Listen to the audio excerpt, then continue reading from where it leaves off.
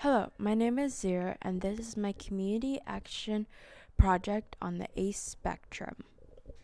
And myself, as a non-binary person and also on the ACE spectrum, I wanted to be able to represent my community since it's one of the more minorities in the LGBTQ. And so I had interviewed another LGBTQ student along with two adults at my school. I hope you enjoy this podcast. Similar to gender fluid, if you want to think about it in terms like that, how it fluctuates, but I can never actually make it fluctuate. It just fluctuates at its own time. And before then, I identified with demisexual, which means that I couldn't have any sexual attraction unless I had strong connection with them. And then I also identified with agosexual, and that is I like sexual interactions in theory, but not in practice. And I'll talk about it more later. Why I bring up those in Pacific, and when I was a child, I had felt that I was an outsider, even to others and also to myself. While on the basics of that, whenever I would hear people talking about crushes or things like that, I didn't understand why people cared about it so much. Like, why put importance on crushes when that really doesn't fully matter? Like, even if it was romantic or sexual, I didn't fully understand it, although I was young at the time. But I digress. It's the same thing even for now. And so then after a while, I have learned to mask. Similar how a neurodivergent masks their neurodivergencies, I would mask how I would feel different as an ACE person compared to a non-ACE person. And so with that, I would pretend to know and understand and also be interested in the sexual and romantic stuff that my peers had went through.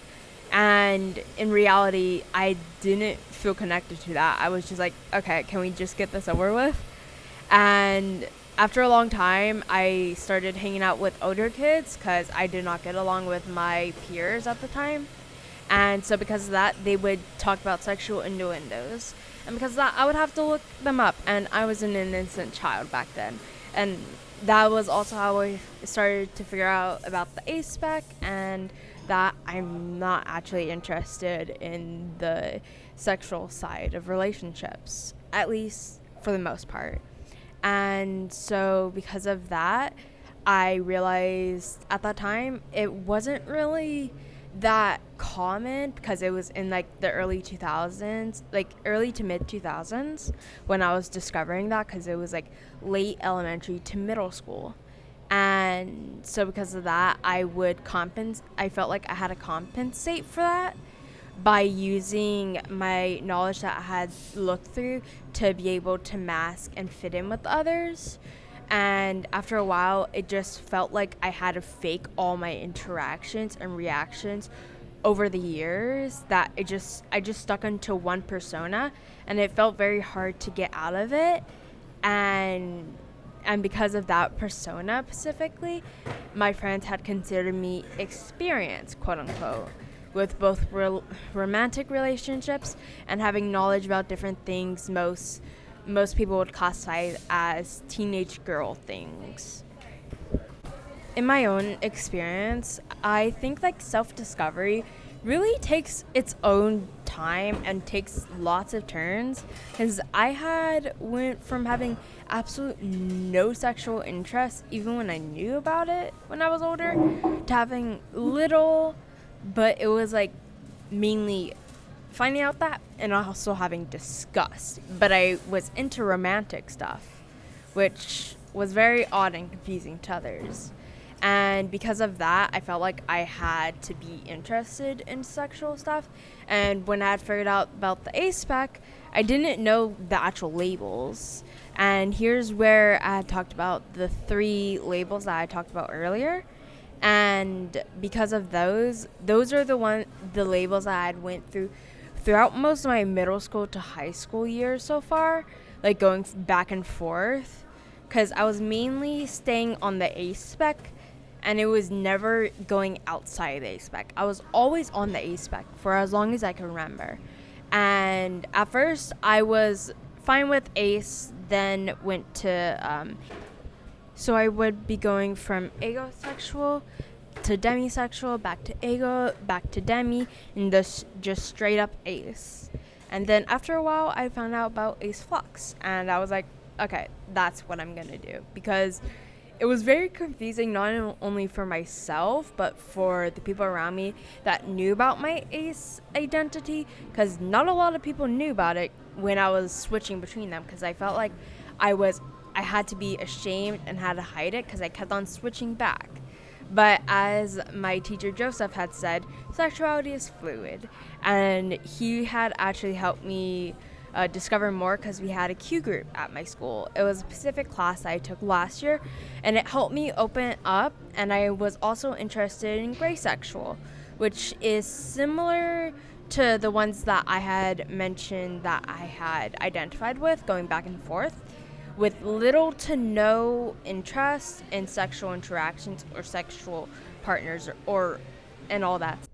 Hello, I'm interviewing with Dre, a wellness coordinator at my school, and we're going to be going over how many years she has been working with LGBTQ youth. So Dre, how many years have you been as a wellness coordinator? Been a wellness coordinator for 12 years in the school district.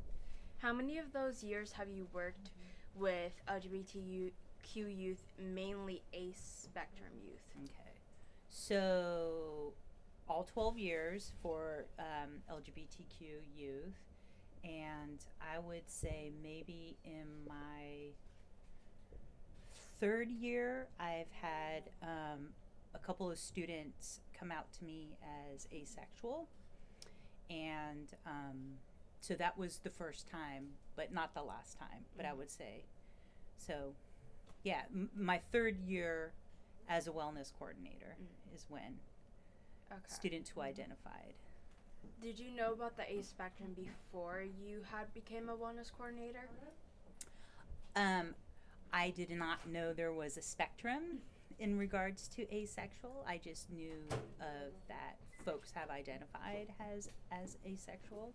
So in my professional development, that is something that's really important that I should know, especially since we have a large queer youth community in our school, and it seems to be growing, and that folks just don't fall under specific under folks within, I would say, under that umbrella are coming out more and being able to identify exactly who they are.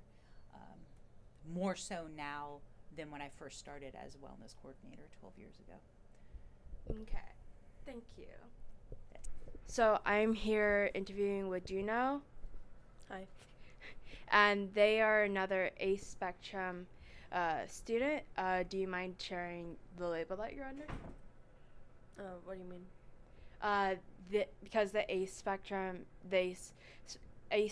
spectrum is like so broad. I was wondering, do you label yourself as a specific term, or just stay in the ACE spec label? Yeah, I really just go by ACE. Okay. How long have you known that you're ACE? Only about like a year or two, maybe no more than 3. Were there any signs in your childhood that you were able to notice? Like any experiences that you felt like you were different at all? Not really, honestly.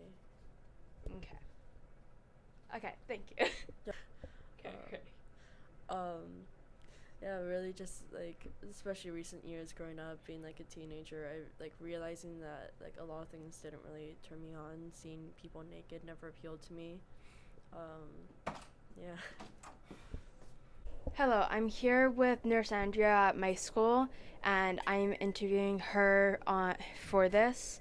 And how many years have you been working as a nurse in the district? I've been in the district for 10 years.